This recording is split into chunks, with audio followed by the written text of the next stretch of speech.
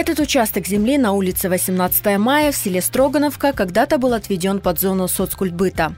Долгие годы местные жители жили в надежде, что здесь вот-вот начнут строительство долгожданной школы, детского сада и игровой площадки. А в 2014 году им даже пришлось обратиться в суд, чтобы отстоять право местных жителей иметь здесь социально-культурные объекты, в которых так нуждается густонаселенный поселок. В 2016-м суд они выиграли. Поэтому для них стало полной неожиданностью, что совсем недавно этот участок передали в частную собственность. Я жительница села Строгановка и уже мать двух маленьких детей, которые мечтали на протяжении уже стольких лет, что нам построят школу. И вдруг мы узнаем, что по-хамски глава сельского совета Галенко распродает землю, не посоветовавшись с людьми, ни с жителями села, с хозяевами Строгановки, не посоветовавшись, наглым образом раздает землю. Мы возмущены все, мы собрались, чтобы как-то этот вопрос решили. Наша Строгановка уже больше 30 лет. И сейчас она разрослась. Это самое большое село в Трудовском сельсовете. И плюс еще Симферопольского района.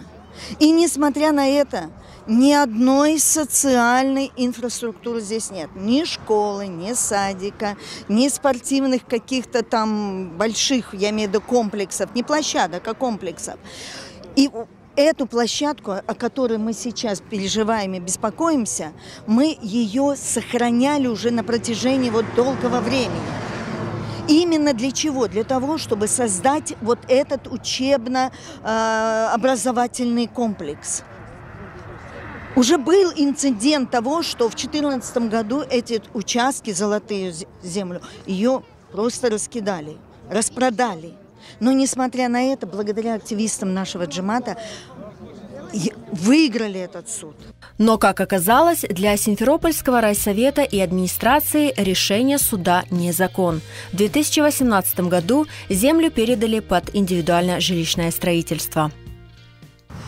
В 2018 году был утвержден генеральный план, в котором территория соцкультбыт, она относится к зоне, в которой уже сформированы земельные участки и под школу, и под детский сад, и под дом культуры. Обращаю внимание, это был 2018 год, утверждение генерального плана. В этом же генеральном плане та зона, о которой вы говорите, она находится в функциональной зоне для индивидуального жилищного строительства. Генеральный план пересматривался, недавно утвержден в марте месяце, если я не ошибаюсь, 17 марта. В том числе и правила землепользования и застройки. В том, что вы говорите, у вас есть какие-то виды на определенные территории, и для того, чтобы можно было в правовом поле говорить об этих видах, то нужно было как-то через депутата анонсировать необходимость изменения функциональной зоны. Все эти зоны, которые были нам подавались в орган местного самоуправления, все прошли на рассмотрение в генеральном плане и были внесены корректировки.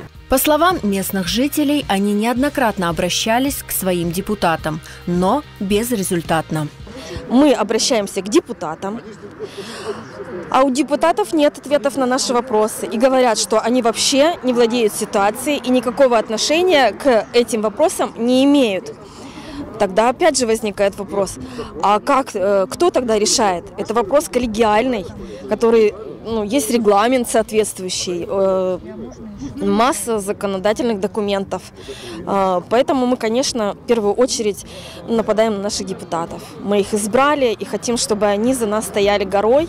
Но и местные депутаты оказались бессильны решить этот вопрос. Все, что они смогли сделать, это в знак протеста сложить свои мандаты, что вызвало, в свою очередь, коллапс в местной власти.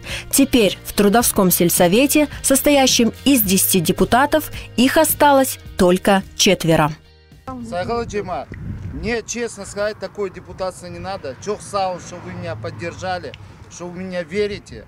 До конца я буду идти с вами. Это наша земля, Родина. И мы доведем это дело до конца. Я с пятницы сложил свои полномочия и сложили 5 депутатов. В общем, 6 депутатов сложили полномочия. Вот эти все дела, я не знаю. Багышлана, чох, я не могу дальше. Передача этой земли в частную собственность создала еще одну проблему. Именно здесь, неподалеку, находится и природный овраг, который естественным способом отводил от жилых домов дождевые воды. Если его уничтожат, многим жилым домам грозит подтопление. Вы же понимали, что эта земля опасная, да? Это дренаж.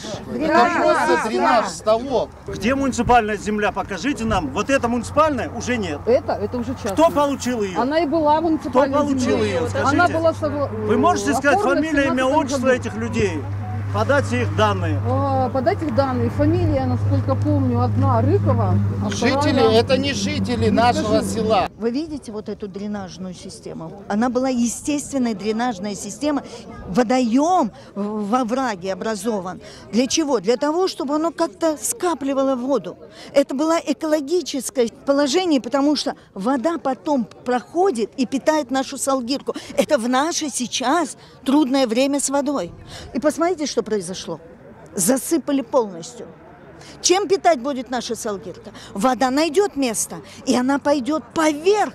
И у нас уже дома плывут. Как только дожди идут, водой заливает.